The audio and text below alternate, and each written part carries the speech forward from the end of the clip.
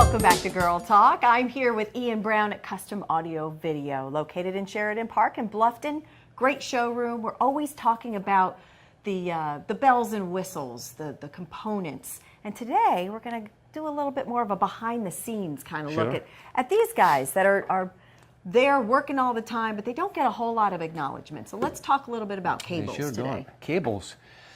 Cables really underestimated when it comes to audio video equipment. We always talk about the components, a receiver, a CD player, digital audio, what's the source of the music, where's the music come from. There's lots of different things we talk about, but we always forget simple things like interconnect cables or power cables. And you said bells and whistles, but in this case, initially we thought it was a bit of snake oil, because snake oil, does it really exist or doesn't exist? What does it do? We demoed for our purposes here, for people in the store, the difference between an inexpensive cable, ones that you would typically use on a system, and these cables that are made up of copper that's a different density from the inexpensive ones, or silver. And we were amazed at the difference. See, from a consumer standpoint, I'm all about, you're spending this much on a television or whatever it is that you're purchasing, and then it's like, oh, that's right, I need a special cable.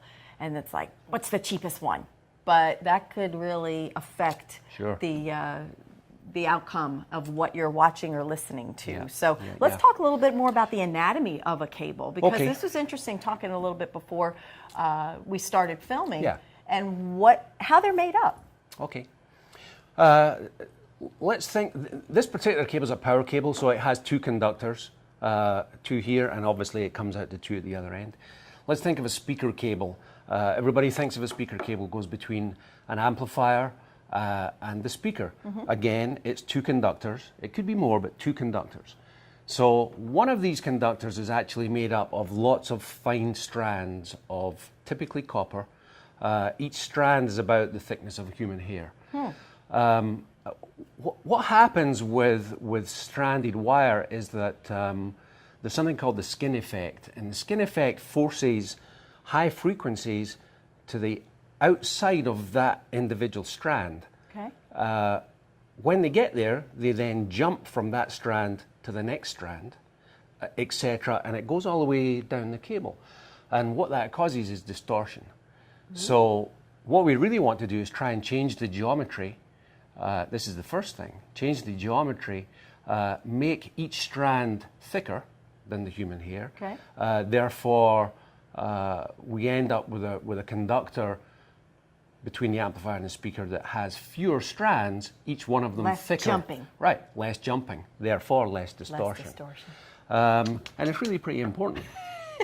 It is. It sounds like it just... No, I get excited when this kind of works. It says, all right, I get that. In this case, less is more. Sure. So the price tag, there is something to it in terms of, a lesser expensive cable.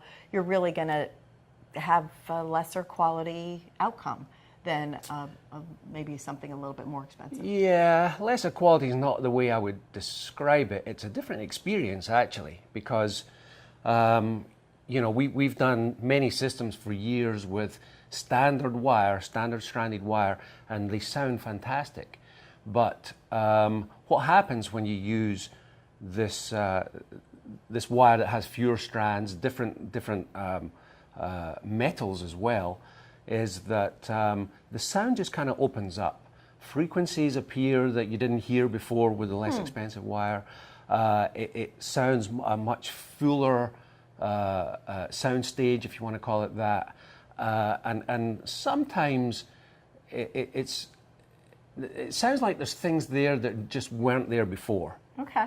You're able to kind of a different dimension, maybe. Right. Gives it more of a, if you're likening it to something video or maybe a little bit more dimensional, like a 3D picture versus, So the company that make these cables, here's the analogy that they use. If you have, you're into music, so if you have a sheet of music and you have layers of glass on top of that, So you have the sheet of music on the table, and one layer of glass, another layer, several layers. Would you be able to read the sheet of music, do you think? Not as easily. So what happens if you take one of the layers away, Gets a one little- of the layers away, etc., clearer, right. it gets clearer. And that's the analogy that they use with the wire. So good I love stuff. it. Yeah. So when folks are getting ready to do a little audio or video change at their house, this is really an important part of that whole process.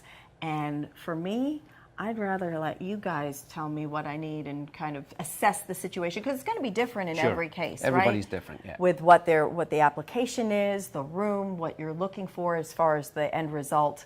So it's just best to go to the experts and let them guide you with what you need and go from there. But there is a rhyme or reason to it, and there's Sure. not the snake oil, like you said. And we can absolutely demonstrate the difference between the regular cables and these ones made by a company called That's Audio cool. Quest. So And that's great too. Come down to their showroom here in Bluffton.